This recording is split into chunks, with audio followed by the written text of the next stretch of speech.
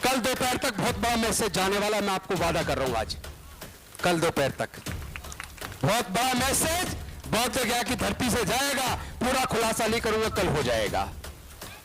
बहुत बड़ा मैसेज, बहुत बड़ा मैसेज पूरे दुनिया के बौद्धों को भी और विरोधियों को भी चला जाने वाला है। उसकी घोषणा मैं नहीं करूंगा, कल आप अपने आप देख लेना। आंदोलन जीत की तरफ बढ़ेगा। लड़ना वो भी, और बनते विनयाचार्य जी का तो छोटा मुद्दा है। अगर आप केवल यहां टारगेट करेंगे तो हमारा विषय गोल हो जाएगा। अरे जेल छोटी चीज है, लोग तो कुर्बान हो गए देश की आजादी के लिए, और जहां हमारे पूरे समाज की इज्जत आबरू की बात हो, उसमें जेल क्या चीज है। इसलिए केवल बनते जी की रिहाई की बात मत करो, महाबोधि महावीर की मुक्ति की बात करो। टीम के संस्थापक है। जय भीम, जय भीम।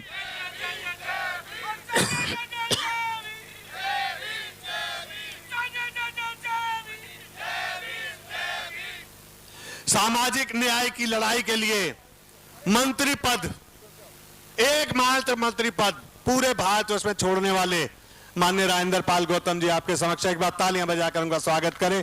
मैं आमंत्रित कर रहा हूं कि अपने विचार रखें। जिंदाबाद, जिंदाबाद, जिंदाबाद, जिंदाबाद। मिशन जय भीम के हमारे संस्थापक भी हैं, हमारे संरक्षक भी हैं, माननीय राजेंद्र पाल गौतम जी। दुनिया को शांति और मानवता का संदेश देने वाले तथागत भगवान बुद्ध तमाम देश की महिलाएं, दलितों, पिछड़ों, आदिवासियों और वंचित समाज के हजारों साल की गुलामी तोड़ने वाले डॉक्टर बाबा साहेब अम्बेडकर जी बहुजन समाज के सभी संत महापुरुषों के चरणों में नमन करते हुए आदरणीय भिक्खु संघ और सभी दूर दराज से आए हुए साथियों को क्रांतिकारी जय भीम विनम्र नमो बुधाए। अभी कुछ साथियों ने मेरे नाम का नारा लगाया। मेरा निवेदन है, जब जब व्यक्ति के नाम के नारे लगते हैं आंदोलन पीछे छूट जाता है, तो कृपया नाम का नारा ना लगाएं। हमारे पास विश्व गुरु तथागत भगवान बुद्ध हैं, जिन्होंने पूरे दुनिया को शांति और मानवता का संदेश दिया, समता, स्वतंत्रता, बंधुता और न्याय का संदेश दिया, प्रज्ञाशील, करुणा और मैत्री का मार्ग दिया। तो जिसके पास इतनी बड़ी सांस्कृतिक विरासत बुद्ध के धम्म के रूप में हो, उसको किसी व्यक्ति के नारे की जरूरत नहीं है। जिसके पास डॉक्टर बाबा साहेब अंबेडकर जी जैसे विरले दुनिया के सबसे बड़े क्रांतिकारी, न्याय के योद्धा, पूरे दुनिया में सबसे बड़ी क्रांति और हजारों साल की गुलामी तोड़ने वाले डॉक्टर बाबा साहेब अंबेडकर हो, वहां किसी दूसरे नेता की फोटो की जरूरत नहीं है। डॉक्टर बाबा साहेब अंबेडकर हमारे नेता है। नारा ही लगाना है तो तथागत भगवान बुद्ध का और डॉक्टर बाबा साहेब अंबेडकर और अपने महापुरुषों का लगाइए। जब जब हम व्यक्ति का नारा लगाते हैं तो व्यक्ति की गर्दन कट जाती है, व्यक्ति नेता बन जाता है और समाज का आंदोलन पीछे छूट जाता है। ये मेरा निवेदन है, आगे से किसी भी मंच पे कम से कम मेरे नाम का नारा बिल्कुल ना लगाए। आज सबसे पहले तो मैं धन्यवाद करूंगा अनागरिक धम्मपाला जी का भी, क्योंकि 1891 में वो श्रीलंका से आए और उन्होंने जब देखा पूरे दुनिया की बौद्धों की आस्था का केंद्र महाबोधि महाविहार बौद्ध गया में, जहां तथागत बुद्ध को ज्ञान की प्राप्ति हुई थी, वहां कुछ पंडे लोग अनाचार कर रहे हैं, बुद्ध की विचारधारा के खिलाफ काम कर रहे हैं, तो उसके खिलाफ मुक्ति का पहला आंदोलन अनागरिक धम्मपाला जी ने शुरू किया। महाबोधि सोसाइटी ऑफ इंडिया बनाई। तो हम अगर आज की केवल बात करेंगे तो पीछे के आंदोलन को अगर बात नहीं करेंगे यह भी अन्याय होगा, क्योंकि भारत में बौद्ध धम्म का प्रचार प्रसार डॉक्टर बाबा साहेब अंबेडकर जी के आने के बाद बढ़ा।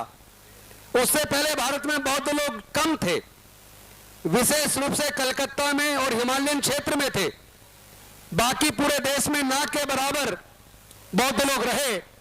और इसी वजह से जो 1922 के अंदर कांग्रेस ने राजेंद्र प्रसाद जी के नेतृत्व में कमेटी बनाकर बौद्ध गया के मुद्दे की जांच करी, और उसमें जो रिपोर्ट आई, चूंकि उसमें बौद्ध प्रतिनिधि नहीं थे, इसलिए जो बौद्धों के द्वारा मैनेजमेंट का बनना चाहिए था, बौद्धों की जो बात उसमें आनी चाहिए थी, वो पूरी नहीं आ पाई।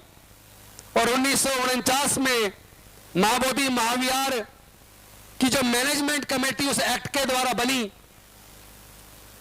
उस कमेटी के अंदर जो बौद्धों के हाथ में होना चाहिए था, उसमें चार बौद्ध धर्म से अलग हिंदू धर्म के लोगों को डाल दिया गया।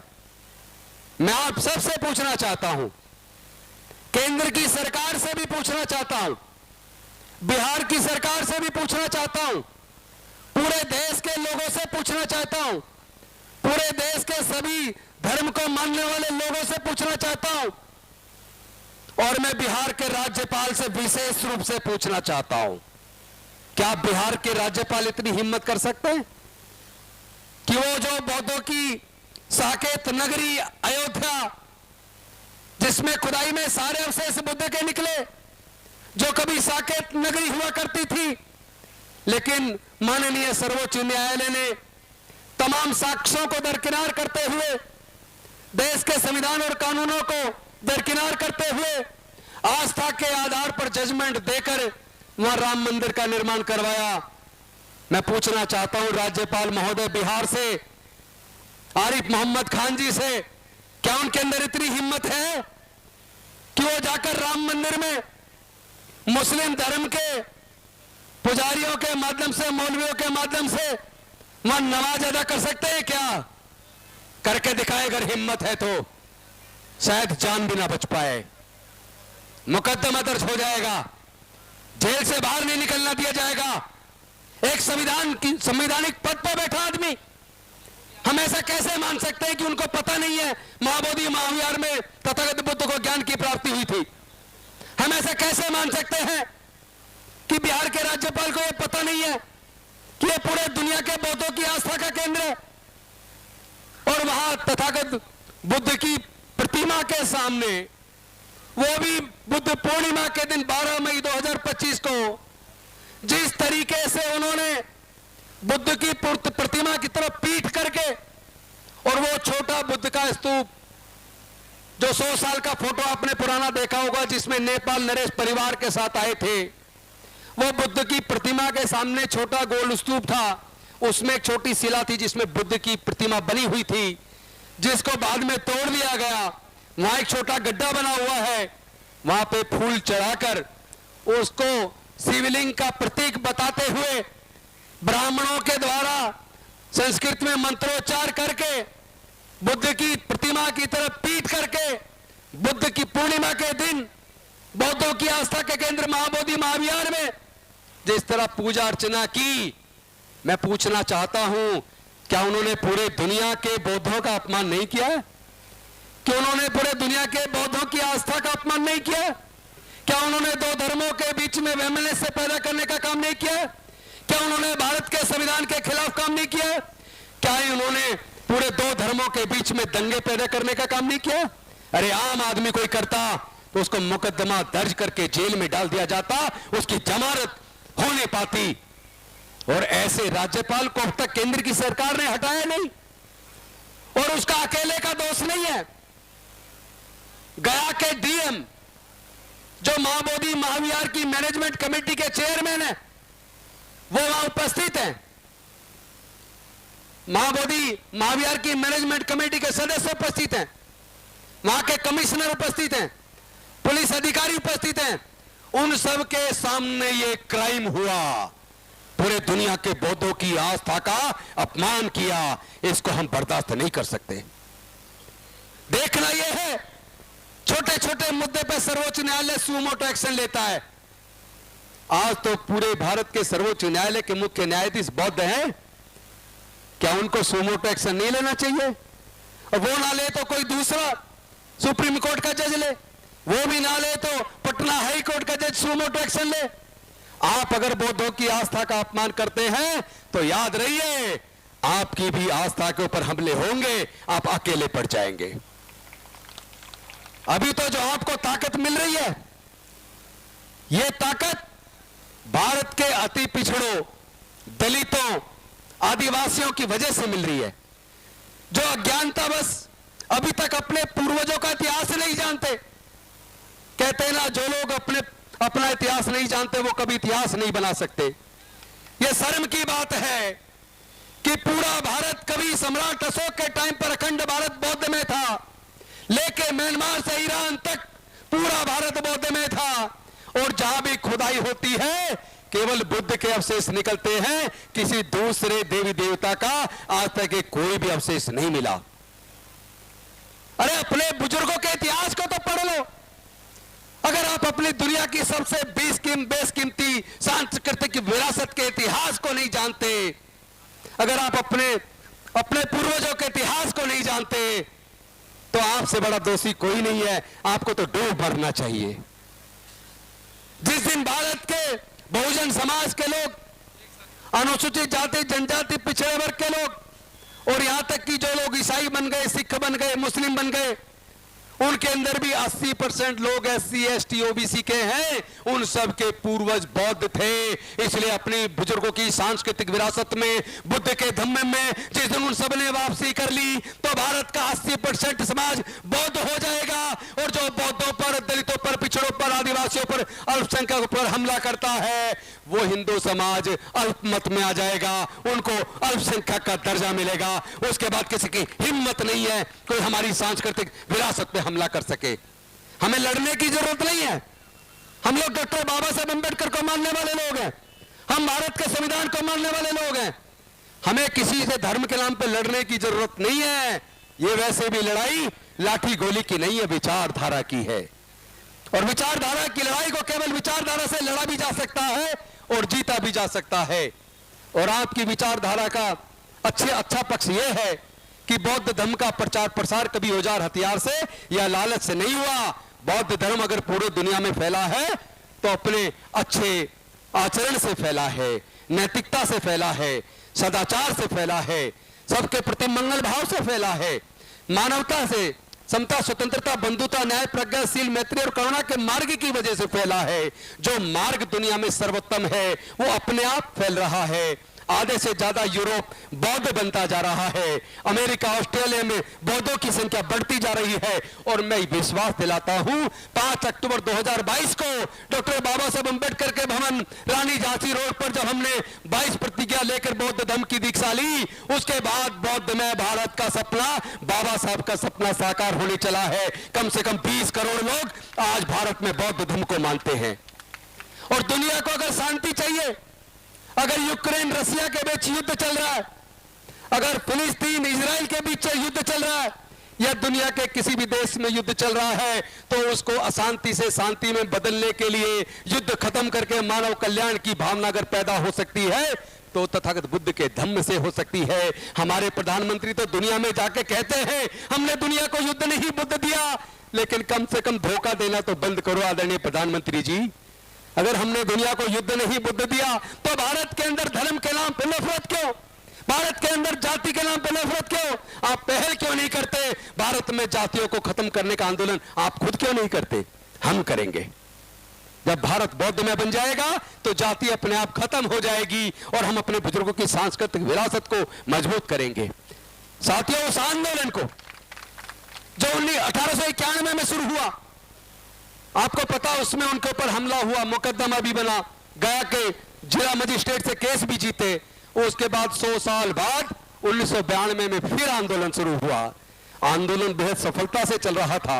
इसी जंतर मंतर पर 1.5 साल तक आदरणीय भिक्खू संघ बैठा है। उनमें बहुत सारे भिक्खूस आंदोलन में रहे हैं, भिक्खुओं ने कुर्बानी दी है, और हम तो समता सैनिक दल के एक सिपाही के नाते पूरे आंदोलन में उसमें बनते सुरेश ससई जी के साथ रहे हैं।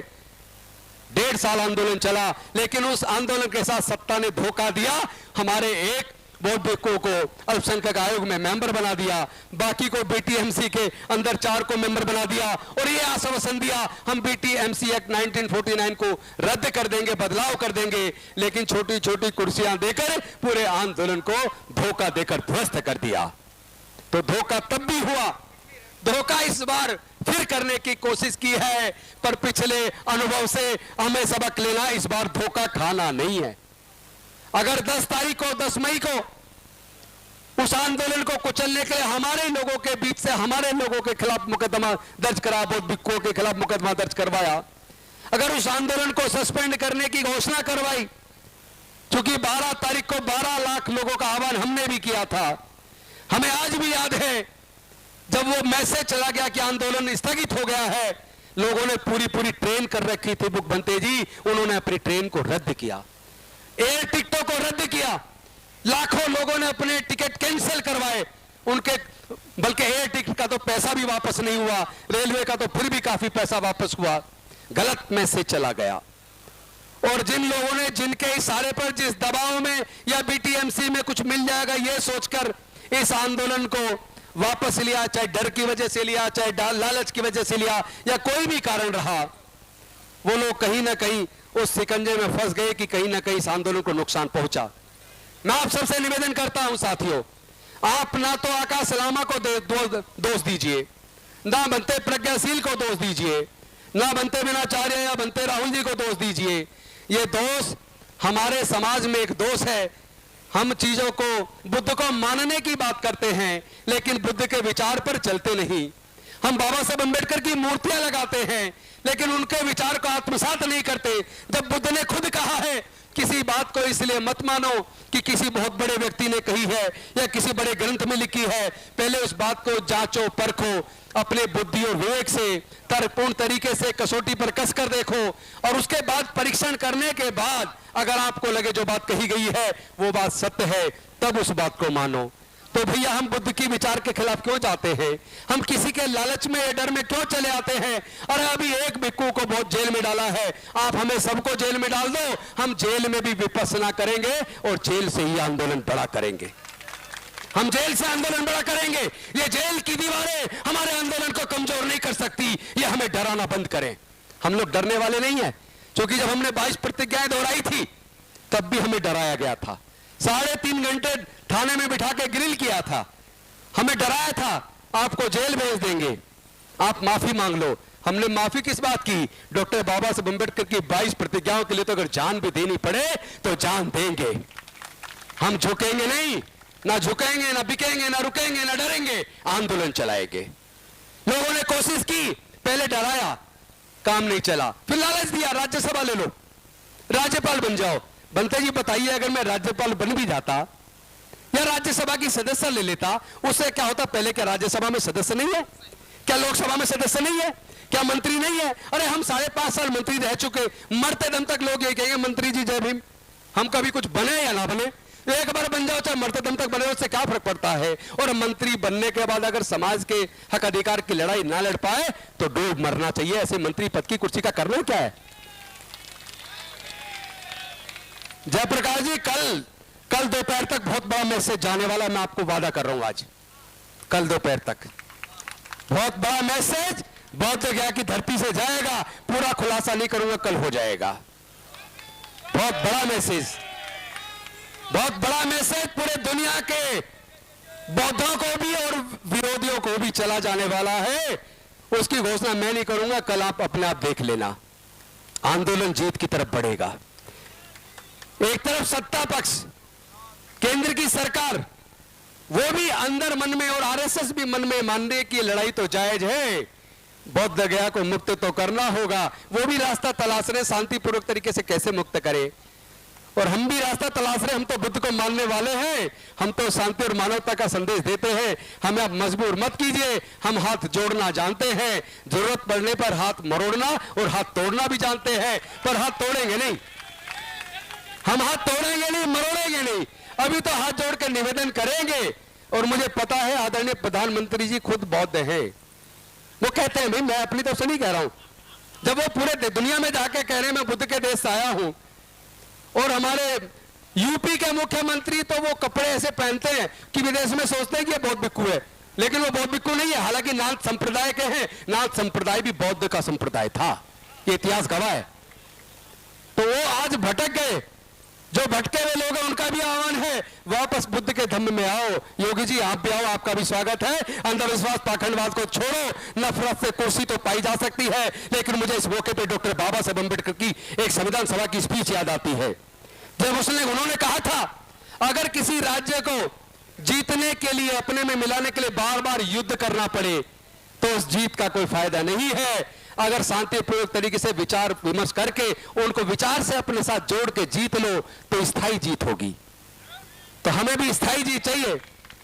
हमें जबरदस्ती तुम किसी की दाढ़ी पकड़कर, किसी की टोपी उतारकर जय श्री राम का नारा लगवाओगे, जय भीम कोई बोल रहा है उसकी पिटाई करके जय श्री राम का नारा लगवाओगे, तो भैया इन जय श्री राम बोलने वालों की पहचान कर लो, ये आतंकी लोग हैं, ये आतंकवादियों से कम नहीं है। क्योंकि गांव के लोग, मैं जानता हूं, बचपन में जाता था, गांव देहात के लोग तो बेचारे राम राम करते हैं, जय सिया राम करते हैं, जय श्री राम नहीं करते। जय श्री राम तो लोग जय भीम बोलने वालों को पिटाई करके कहते हैं जय श्री राम बोल। अलीगढ़ में हुआ मेन रोड पर, और ऐसे कई वीडियो देखे हैं, किसी मुस्लिम की दाढ़ी नोच रहे, टोपी उतरवा रहे और कह रहे बोल जय श्री राम। भैया जबरदस्ती करवाओगे क्या? अरे अपने अंदर दम पैदा करो। अगर आपकी विचारधारा में दम होता तो जिस तरह बुद्ध का धम्म पूरी दुनिया में फैला है, आपका धर्म क्यों नहीं फैला? आपको तो भारत में भी सिकोड़ रहा है, आप भारत में इनसिक्योर है, डर रहे कि बौद्ध धर्म बढ़ रहा है, तो बौद्ध धर्म तो बढ़ेगा। आप रोक नहीं सकते, दुनिया की कोई ताकत नहीं रोक सकती, क्योंकि बुद्ध का धम्म अपनी विचारधारा की वजह से बढ़ रहा है, डर से, लालच से नहीं बढ़ रहा है। अगर विचार उत्तम है, अच्छा है, मानव के लिए कल्याणकारी है, तो वो बढ़ेगा। तो आप अपने अंदर ऐसी भावना पैदा करो ना कि लोग आपको दिल से स्वीकार करें। डर से आप नहीं जीत सकते। डर तो 2 दिन 4 दिन चलेगा, अंत तो गत्वा विचारधारा चलेगी। मैं 2 वाक्य और आपको बोलना चाहता हूं, ज्यादा लंबा नहीं बोलूंगा। लोग कहेंगे देखो औरों को कम टाइम दे, खुद ने ज्यादा लिया। मुझे भी अन्याय उचित नहीं लगता। मैं 2 घटना और बोलना चाहता हूं। आदो भानु मेरे बड़े भाई है, कोई बात नहीं, आपके टाइम में से 5 मिनट मैंने काट लिया। तो साथियों 2 घटना और कहूंगा। पहली 12 मई बुद्ध पूर्णिमा के दिन बौद्ध विहार के अंदर महाबोधि महाविहार में राज्यपाल ने, डीएम ने, कमिश्नर ने, बीटीएमसी के सारे मेंबर्स ने बौद्ध धर्म की विचारधारा के खिलाफ, बौद्धों की आस्था के खिलाफ काम किया। राज्यपाल को तुरंत हटाया जाना चाहिए, डीएम को बर्खास्त कर और बीटीएमसी के मेंबर्स को और चेयरमैन पे मुकदमा दर्ज करके जेल में डालना चाहिए। आप सहमत है कि नहीं है? 2 धर्मों के बीच में उन्होंने वैमनस्य पैदा करना, दंगे पैदा करने की कोशिश की है, उनके खिलाफ मुकदमा दर्ज होना चाहिए। पहली मांग। दूसरी मांग, महाबोधि महाविहार मैनेजमेंट एक्ट कमेटी 1949 का जो एक्ट है उसको रद्द किया जाना चाहिए। आप अगर समर्थक है तो हाथ उठा के समर्थन कीजिए। समर्थक है? तीसरी डिमांड, 13 मई को इस बात की, वहां के अंदर जो वीडियो, वहां की फुटेज निकाल के या कैमरे की, उन लोगों की जांच करो जो महाबोधि महाविहार में पूरे दुनिया से बौद्ध आते हैं। वो कौन लोग थे जिन्होंने महाबोधि महाविहार के अंदर घुस के जय श्री राम का नारा लगाकर बौद्ध भिक्षुणी की पिटाई की और बौद्ध अनुयायियों पर हमला किया। मुकदमा दर्ज किया बनते विनाचार्य पे, लेकिन जिन्होंने महाबोधि महाविहार के अंदर घुस के जय श्री राम का नारा लगाकर दंगे करने की कोशिश की, धर्म के बीच में उन्माद पैदा करने की कोशिश की, उनके खिलाफ मुकदमा दर्ज क्यों नहीं हुआ? इस बात का जवाब बिहार की सरकार, बौद्ध गया का प्रशासन दे। जो लोग समर्थक हाथ उठा के समर्थन करें। वो लोग गिरफ्तार होने चाहिए कि नहीं होने चाहिए जिन्होंने अंदर दंगे किए? चौथी डिमांड, बनते विनाचार्य जी के खिलाफ मुकदमा तुरंत वापस लिया जाए, उनको रिहा किया जाए। इसके बाद अंतिम बात, जम्मू लामा जी भी आ गए, ऑल इंडिया बुद्धिस्ट फोरम के चेयरमैन, उनका भी स्वागत है। साथियों लामा जी आ गए, वो मौजूद हैं, बनते जी मौजूद हैं। बनते जी के सामने उनकी उपस्थिति में 13 मई 2025 को बौद्ध गया के सिक्किम हाउस में जितने भी पूरे देश से प्रतिनिधि आए थे, बौद्ध भिक्षु थे, उनकी एक सभा हुई और सभा के अंदर यह फैसला हुआ कि जो 12 मई को राज्यपाल ने जो कृत्य बौद्ध गया के अंदर बौद्ध तथागत बुद्ध की मूर्ति की तरफ पीट करके ब्राह्मणों के द्वारा मंत्रोच्चार से जो पूजा करके बौद्धों की आस्था को ठेस पहुंचाई है, उसके खिलाफ 5 जून को 2025 को दिल्ली के जंतर मंतर पर प्रदर्शन किया जाएगा। यह फैसला वहां हुआ था जिसके तहत आज का प्रदर्शन चल रहा है। और दूसरा फैसला हुआ था 6 और 7 जून को, उसमें भानु प्रताप सिंह जी भी मेरे साथ मीटिंग में मौजूद थे और भी बहुत सारे लोग मौजूद थे। दूसरा फैसला हुआ 6 और 7 जून को दिल्ली में पूरे देश से आए बौद्ध प्रतिनिधियों का सम्मेलन होगा। उस सम्मेलन में तमाम बौद्ध संगठन, अम्बेडकरवादी संगठनों से प्रतिनिधियों को लेकर हर राज्य से प्रतिनिधियों को लेकर आगे के लिए कोऑर्डिनेशन कमेटी, एक्शन कमेटी का गठन किया जाएगा। हर राज्य से बौद्ध प्रतिनिधि लिए जाएंगे, अंबेडकरवादी लिए जाएंगे और उनके द्वारा आगे के आंदोलन की रणनीति तैयार होगी। लेकिन उस आंदोलन, उस मीटिंग में जो तय हुआ वो लामा जी ने घोषणा की, लेकिन आज वो खुद नहीं है। तो धोखा किसने, कौन दे रहा है मिशन को? गलत बात है, उनको आना चाहिए था। लगातार मेरी बात हुई, उसमें 3 दिन के अधिवेशन की बात हुई थी, लेकिन उन्होंने ही मुझे कहा कि 3 दिन में ज्यादा खर्च होगा, आप इसे 2 दिन का कर लो। हमने 2 दिन का कर लिया। यानी जो जो सुझाव आकाश लामा ने दिए बनते जी, हमने मान लिए। उन्होंने घोषणा की और पलटी माली आज नहीं है यहां। इस तरह का धोखा ठीक नहीं है। फिर भी मैं ये उम्मीद करता हूं उनको सद्बुद्धि आएगी। मैं उनके खिलाफ कुछ और बोलना नहीं चाहता। मैं किसी पे कोई पैसे का आरोप नहीं लगाना चाहता, क्योंकि जब पैसे की बात आती है आंदोलन फेल हो जाता है। पैसा हाथ का मैल बहुत छोटी चीज है।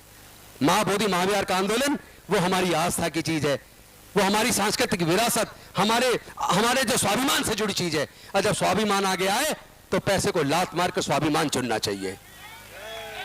इसलिए लामा जी के खिलाफ मैं चाहता हूं कोई कुछ ना बोले, और ऑल इंडिया बुद्धिस्ट फोरम के खिलाफ भी कोई कुछ ना बोले। हम उम्मीद करेंगे वो लोग भी मिलकर इस आंदोलन को चलाएं। और अभी एक काम और करना है, वो कल हम परसों 2 दिन की मीटिंग में तय करेंगे। पूरे देश से सुप्रीम कोर्ट में जो केस चला उसमें पार्टी बनेंगे। भारतीय बौद्ध महासभा भी पार्टी बनेगी, दी बुद्धिस्ट सोसाइटी ऑफ इंडिया भी पार्टी बनेगी, समता सैनिक दल भी पार्टी बनेगा, भीम आर्मी भी पार्टी बनेगा, मिशन जय भीम भी पार्टी बनेगा, राष्ट्रीय बौद्ध महासभा भी पार्टी बनेगा। तमाम हमारे संगठन पूरे देश से उसमें सुप्रीम कोर्ट के अंदर हम लोग इंटरवीन करके सबको पार्टी बनाएंगे। क्योंकि सुप्रीम कोर्ट को पता लगना चाहिए।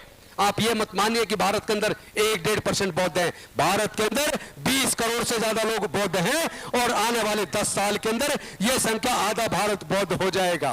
ये मैं आपको बता रहा हूं, अपने आप हो जाएगा।